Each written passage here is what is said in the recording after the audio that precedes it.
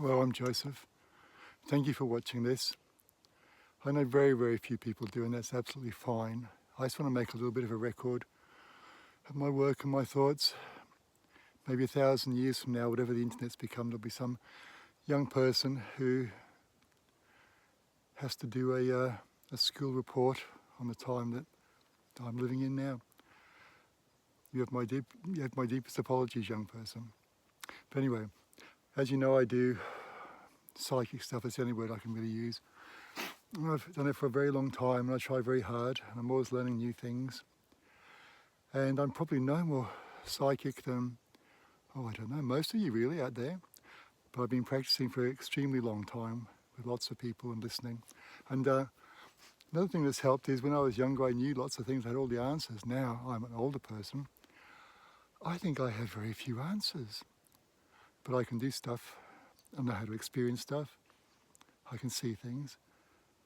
I'm just left without the answer to what it all means. I'll share a little bit of stuff today from this beautiful place. I'm in southeast Queensland in Australia, a long way from everywhere, and it's very beautiful, and I love it here. And I get a great sense of peace, something which my work has robbed me of generally. But there's great peace here, and I can feel the past, and it has a past coming back a very long time with people. And I have it is a privilege of knowing the people who've looked after this land for the past 60 years. And they're quiet and kind and shy people and gentle and decent.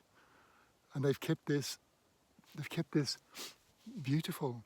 There'll never be a housing estate here. There'll be no runways here, airports, none of that stuff. It'll be like this. And I think that this is a treasure of the world. That places like this, they're to be treasured. And we all have our moments, don't we, that are to be treasured and that we don't or shouldn't or can't forget. I mean, I'm sure, well, especially as older folk, we live with loss and death more because, we're getting older and more people around our age are dying. And, I remember when I was younger and some of the losses I had in my life and people I loved, I would have given up the rest of my life to spend one more day with them. And grief can do that to us all.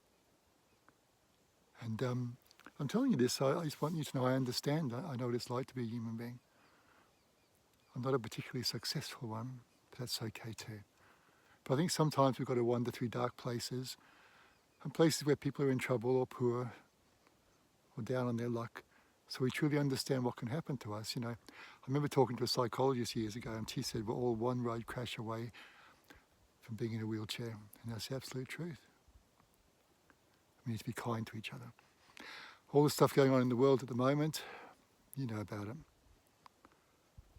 And it's out of our hands, the ordinary people. Yes, I'm sure, many of you around the world will vote and make some difference. But the general systems we live under, our species, we're dominated by those amongst us who are, I was going to say the word psychopathic, but that's probably not kind, but people who are more driven and more focused and perhaps more ruthless, which means that sometimes people who are probably more capable and smarter never really get a chance to do what they could do. But it is us ordinary folk who I'm thinking about today.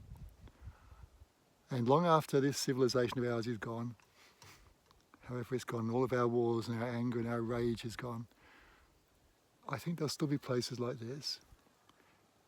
And there'll still be good people like you on the world who love their children and their friends. Been waiting for the spirits to come. I love coming here. I feel welcome, it's beautiful. I always ask them if it's okay. And I would like it if you could take notice of your own abilities. Don't be impressed by anybody who says they're psychic or they can do this or they can do that. Yes, I'm sure they can, but it doesn't mean they're not idiots. I myself am occasionally an idiot. Just ask any of my exes from my many successful relationships. Don't know how they stood me. Anyway, I think that the days ahead, the years ahead, is going to be absolutely traumatic and overwhelming for the world. There'll be war in different places, there'll be disasters, there'll be conflict, there'll be death. And there's nothing we can do to stop it, it's too late. And the great drama will play itself out, and the world will shift.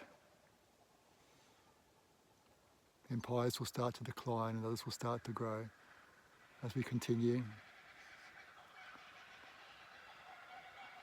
It'll be beautiful. But people like you will still be here, and that makes me very glad indeed. But please be brave and embrace the magic of moments. The kookaburras. Just give me a minute while I listen to them. So very, very beautiful. And I was going to give some great speech about amazing stuff, and that's all escaped me now. So I guess all I have to offer you today is this, and I'll listen. I'll listen some more. And there's worlds behind worlds, and there are others where it's not so savage or so bad. I think we visit them in our dreams sometimes. Well, all of you folk, all of you, half a dozen of you, whoever, I really wish you all good things, and I seriously do. Wish you every blessing if that's possible. Maybe the kookaburras are blessing us too. You take care of yourself, trust your own gut feeling, your own intuition, listen to your heart. And I was talking to somebody the other day. I mean, it's our species has been dominated by males forever. I mean, we are generally physically bigger and stronger and outwardly more dominant. Women have been tied down by childbirth forever. And what's that? Killer angels. That's a term that I've heard used. Good intentions doing dreadful things. But there's something about women. I mean, before Christianity, you know this, before Judaism, before all of it, gods were seen as women because they could create life in their own bodies. And what greater magic is there than that? So anyway, thank you to everyone, and thank you kookaburras.